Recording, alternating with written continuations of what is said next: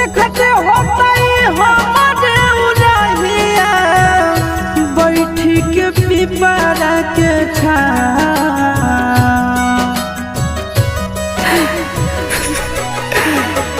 देखते होता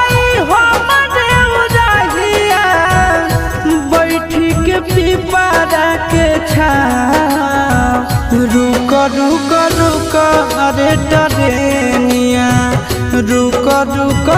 रुक रे टरेनिया ले ले चल जनुआ के गाँव रुक रुक रुक रे टरेनिया।